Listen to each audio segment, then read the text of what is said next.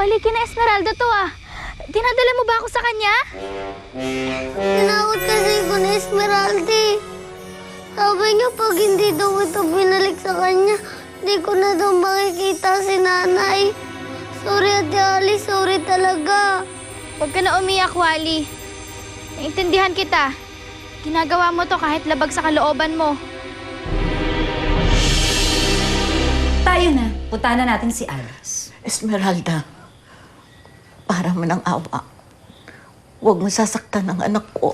Hindi ko naman talaga sasaktan ng anak mo. Ililigpit ko na siya ng tuluyan. Esmeralda, kami na lang. Huwag na ang anak namin. Huwag kang mag-alala, Hilario. Darating tayo dyan. Unahin ko muna si Alice. Pagkatapos nun, kayo naman. Pero kung sa bagay, huwag kayo mag-alala. Kapag nasa mood ako, hahayaan kong magpaalam sa inyo si Alice. O di kaya naman, kung gusto ninyo, kayo mismo ang unang magpaalam kay Alice. Pero, uunahin ko kayo. Ang sama mo.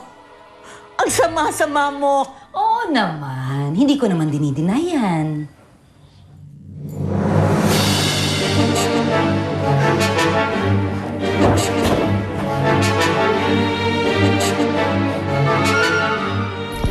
Hay! Saan kayo pupunta? Aalis kayo, no? Magbabanding kayo ng ama mo, no? Mag-outing kayo tapos hindi niyo ako sasama. Bakit? Kasi okay na kayo? Kasi nakapag-move out na kayo? Eh, paano naman ako? Hindi ba ako nakakapag-move out? Ikaw, Elsa, hindi mo naintindi yung kapatid mo. Pinabayaan mo na lang akong mamroblema kay Spade. Pagkatapos ngayon, magliliwaliw lang kayo. Ma, hindi kami magliliwaliw. Kailangan lang kami ni Alice ngayon. Alice! Alice! Alice! Puro na lang Alice! Sige, alis kayong lahat! Iwanan niyo ako! Hindi niyo na ako inintindi! Siya na lang! Puro na lang yung kulot na yon! Wala nang nag-iintindi sa akin! Bakit sino ba naman ako? Ako lang naman ang inam! Wala na sila na naman! Sinayang nilang acting ko na pang-award! Rosa!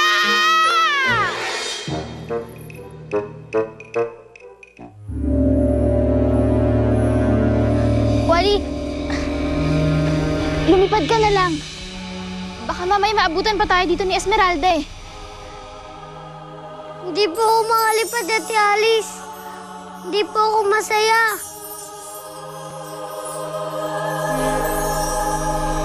Maraming salamat, Wally, at dinala mo sa akin si Alice.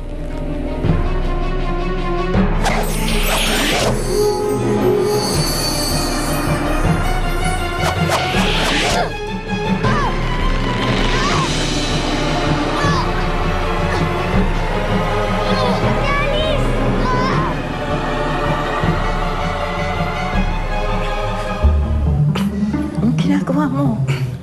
Pinipilit kong makawala dito para matulungan ko si Alice. Mahihirapan tayo, Hilario. Ang higpit-higpit ng pagkakatali nila sa atin ngayon.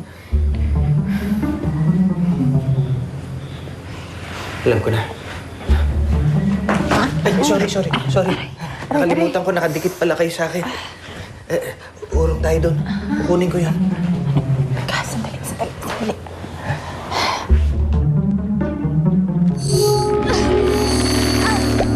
Hindi ako papayag na makuha niyo si Ate Alice.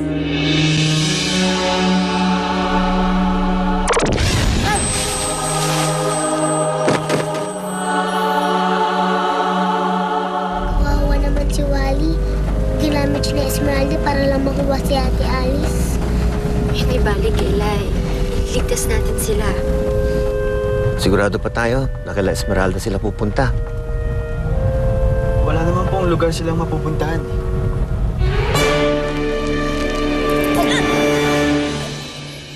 Ano, Alice?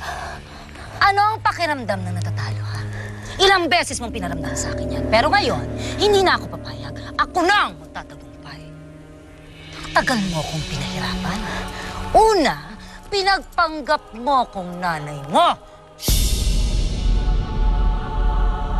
Tapos, itinago mo sa akin ang digno.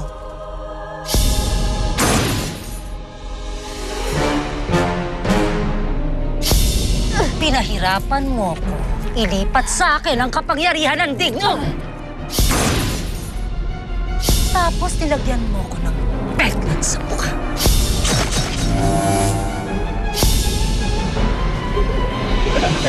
Tumahimik kayo! Tatapusin ko na ang lahat ng paghihirap ko.